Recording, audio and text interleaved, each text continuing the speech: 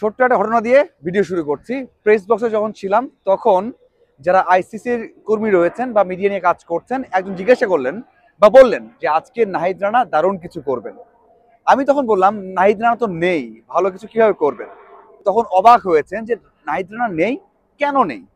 এটা একটা বিষয়। আরেকটা বিষয় হচ্ছে যখন বাংলাদেশ দল 35 রানে 5 উইকেট হারালো তখন আমরা যেমন যারা কাভার করছি 5 থেকে 6 জন আমরা জার্সি পরে এসেছি।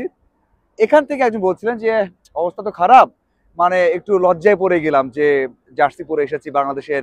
তো এটা শুনে আসলে এভাবে বলা ঠিক না, তারপরে একটু খারাপ লেগেছে বাংলাদেশ দল কত রানে অল আউট হবে। আসলে এই দুটো বিষয় মনে হলো শেয়ার করে আপনাদের সাথে, সেটা করলাম। এখন আসা যাক বাংলাদেশ দলের একাদশ নিয়ে। ওই যে বলেছেন না যে নাহিদ রানা ভালো করবেন, আমার মনে হয় ওই একটা জায়গাতেই একটু মিস্টেক হয়ে গেছে।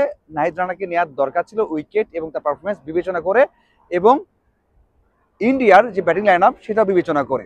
কারণ আমরা যদি জুনিয়র সাকিবকে নিয়েছি সেই জায়গায় হয়তো রানাকে নিতে পারতাম। আরেকটা বিষয়, মাহমুদুল্লাহ রিয়াদের একটা ইনজুরি আছে, তাছাড়া খেলতেন। কারণ মাহমুদুল্লাহ রিয়াদ গত এক বছরে বাংলাদেশের দ্বিতীয় সর্বোচ্চ রান করেছেন, তার স্ট্রাইক রেটটাও 95 এর মতো, যেটা তার ক্যারিয়ারের ওয়ান অফ দ্য বেস্ট একটা বছর কাটিয়েছেন। সেই দিক থেকে ইনজুরির কারণে খেলতে পারেননি। এখন আসা যাক বাংলাদেশের ইনিংসটা নিয়ে। ওই যে 5 রান উইকেট হারালো 35 রানে, এরপর তাওহিদ হৃদয় এবং জাকির আলী 154 রানের একটা পার্টনারশিপ করলেন। অবশ্যই এই পার্টনারশিপকে প্রশংসা করতেই হবে। এবং বাংলাদেশের ম্যাক্সওয়েল হয়ে যে 100টা করলেন তাওহিদ হৃদয়, ক্যারিয়ারের বেস্ট ইনিংস খেললেন, সেটা নিয়েও কিন্তু আমরা প্রশংসা করতেই পারি। যদিও যেই রানটা হয়েছে সেটা কখনোই ইন্ডিয়ার এগেনস্টে যথেষ্ট না। হয়তোবা জাকির আলী ইনিংসটা আর একটু ফাস্ট করতে পারতেন। 114 বলে বল না খেলে হয়তোবা যে রান করেছেন সেটা হয়তো 70 বা 80 বল খেলে করতে পারতেন, যদিও সিচুয়েশন ছিল অন্যরকম। তারপরেও এই দুই ইনিংসকে আমাদের বলতেই হবে যে ভালো একটা ইনিংস ছিল।